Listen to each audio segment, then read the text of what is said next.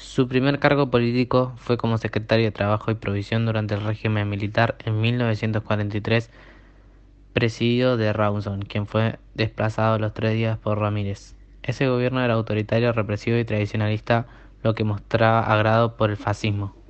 En 1944, Ramírez rompió relaciones con el Eje, lo que los nacionalistas lo tomaron como traición, por lo que la GOU forzó a Ramírez a renunciar para ser reemplazado por Farrell. Eso provocó que las naciones aliadas confirmaran la inclinación del gobierno argentino hacia el Eje. Durante ese periodo, Perón se acercó cada vez más a los trabajadores para evitar el crecimiento del comunismo. Con Farrell, Perón adquirió muchos cargos políticos: ministro de Guerra, vicepresidente, presidente del Consejo Nacional de Posguerra.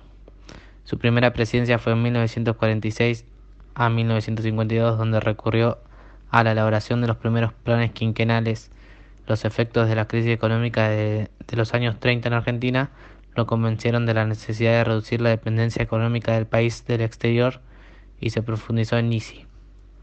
El fomento de las industrias se basó en las restricciones de algunas importaciones y una política subvenciones y créditos a largo plazo con bajas tasas de interés.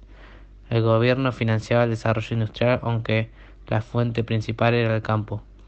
Se creó la IAPI, que compraba las cosechas de los productores a un precio bajo para luego venderlas a un precio real en el exterior. En consecuencia, la política económica del gobierno sacó la producción agropecuaria, ya que tenía bajos beneficios y no convenía. La política social se basó en la idea de justicia social. Luego de un año en el poder, puso en marcha la democratización del bienestar en 1947. Esto consistía en la teoría del derrame. El bienestar solo favorecía a los sectores más altos y el peronismo se encargó de que beneficiara a los sectores más bajos. Para eso realizó numerosas políticas, como convertir al Estado en un árbitro en los conflictos entre trabajadores y empresarios. La sindicalización de los trabajadores, control de los precios, aguinaldo, vacaciones pagas, extensión de jubilación, campañas, educación sanitaria, educación, entre otras. En 1947 hizo cambios en él. No todos los actores sociales estaban a favor del peronismo. Los partidos políticos construyeron una temprana oposición desde el gobierno de Farrell.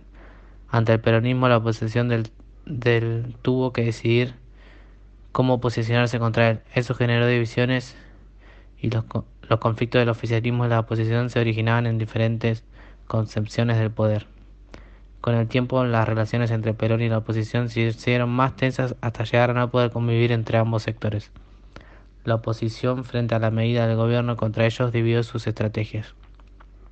Los dirigentes radicales siguieron confiando en sus actividades y el 16 de septiembre de 1955 fracciones de las Fuerzas Armadas lanzaron una serie de acciones en distintos puntos del país con el objetivo de derrocar al gobierno constitucional del presidente Juan Domingo Perón. El bando golpista se conformó inicialmente con unas pocas unidades del ejército y la Fuerza Aérea y prácticamente la totalidad de la Marina de Guerra. La operación contó con el apoyo de los partidos políticos mayoritarios de la oposición y de la Iglesia, cobijando numerosos comandos civiles que actuaron junto a los militares rebeldes. Finalmente, tras una semana de salvajes combates, el golpe triunfó.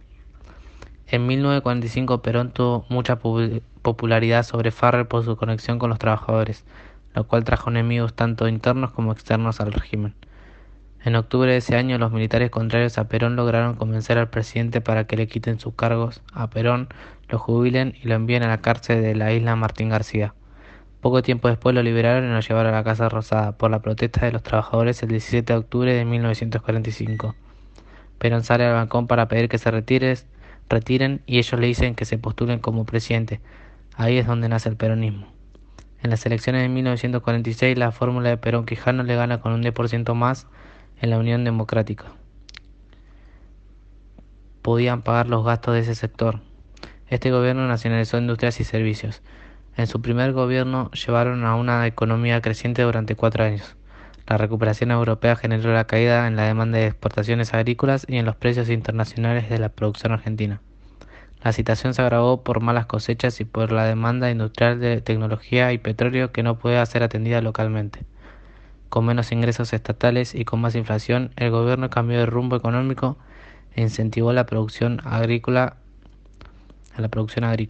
El IAPI elevó sus precios, se establecieron créditos para la modernización agrícola. A raíz de eso, aumentaron la productividad y además se alentaron las inversiones de capitales extranjeros. Su sistema político como el sufragio femenino. 2 años después se hizo una reforma a la Constitución Nacional en 1949. Esta tuvo consecuencias desde el punto de vista electoral. Abrió la reelección presidencial y por otro la elección directa del presidente y vicepresidente y senadores nacionales. Otros dirigentes con escasos resultados intentaron mantener el diálogo con el gobierno y otros sectores políticos que apoyaron el golpe de Estado. El campo intelectual fue parte de la oposición debido a que los discursos de Perón y de su esposa identificaban con el pueblo y la justicia social y a la oposición con la oligarquía y la injusticia social. En cambio, la oposición se identificaba con la libertad y la defensa de los valores democráticos e identificaba el peronismo como la tiranía y el totalitarismo, con un saldo de más de 150 víctimas mortales.